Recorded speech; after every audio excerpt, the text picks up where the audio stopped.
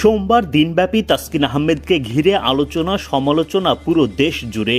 বন্ধুদের সাথে ভুল বোঝাবুঝি গড়ায় থানা পুলিশ পর্যন্ত।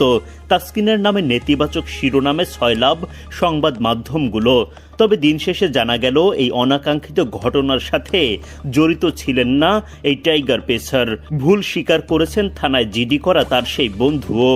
তবে জাতীয় দলের খেলোয়াড় হিসেবে এমন নেতিবাচক খবর ছড়িয়ে পড়ার কারণে বিব্রত তাসকিন ও তার পরিবার। দেশের প্রথম সারির গণমাধ্যম ৭১ টিভিকে দেয়া এক সাক্ষাৎকারে তাসকিন জানান, ওরা জিডি উইথড্র করে ফেলেছে মনে হয়, সম্ভবত। ওই বন্ধু ফোন দিয়ে আমার কাছে অনুতপ্ত হয়েছে একটু আগে যে সরি, আমি ইমোশনালি ইন্টারভিউ দিয়ে ফেলছি আর এটা করে ফেলছি। মূলত তাসকিনের বিরুদ্ধে অভিযোগ ওঠে বন্ধুর ওপর শারীরিক নির্যাতনের। তবে এবার জানা গেল সেই অভিযোগ মিথ্যা।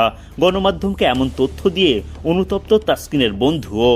তাসকিন বলেন, অনুতপ্ত হয়েছে কারণ ওর সাথে সমস্যা ছিল রসের। ঘটনার সময় ঘটনার সময় আমি ছিলাম না।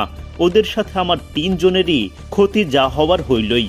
যেহেতু আল্লাহর রহমতে আল্লাহ আমাকে একজন আইকন ক্রিকেটার হিসেবে বানাইছেন, তো কিছু হইলেও তো বিব্রতকর নিউজ সকাল থেকে দেখলো ফ্যামিলির সবাই। ওরা কিন্তু ঠিক আছে, ওরা সবাই ভালো থাকুক। এটা মিথ্যা, আমি কোনো মারামারি করি নাই। বন্ধুর পক্ষ থেকে এমন বিতর্কিত কাণ্ড এরপর পরিবার পর্যন্ত গড়ানোতে বিব্রত তাসকিন।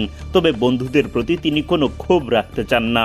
বন্ধু হিসেবে ওরা এই কাজটা অবশ্যই ভালো করেনি, বাট ভালো থাকুক ওরা। দোয়া করি ভালো থাকুক। ভুল বুঝতে পারছে, এটাই। ঘটনার সময় আমি ছিলাম না।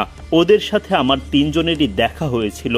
বেসিক্যালি আমার বাবাকে ফোন দিয়ে ওর খালা বিচার দিচ্ছিল, কিন্তু বিচার দেওয়ার এখানে কিন্তু আমার বাবার সম্পূর্ণ কথাটা আসে নাই, কিছু সংখ্যক কথা কিন্তু আসছে। তো আমার বাবাকে ফোন দিয়ে যখন বিচার দিচ্ছিল যে এরকম ছোটবেলার বন্ধু এরা কেন এরকম করেছে, তো ওই ওসি সাহেবকে ফোন দেওয়াতে তখন হয়তো ওরা ভাবছে যে ওরা ওয়ারিড হয়ে গিয়েছিল আর কি। পুরো ঘটনার প্রেক্ষিতে তাসকিনের মন্তব্য, এটা একটা আননেসেসারি হ্যারাসমেন্ট হইল, আর কিছুই না। ক্রিকেটাররা দেশের তরুণদের আইকন, তাই তো তাদের বিরুদ্ধে যেমন নেতিবাচক অভিযোগ ওঠা কাম্য নয়, তেমনি যেন এমন কোনো মিথ্যা অভিযোগ ছড়িয়েও তাদেরকে বিব্রত না করা হয়, সেটাই হয়তো থাকবে সকলের প্রত্যাশা।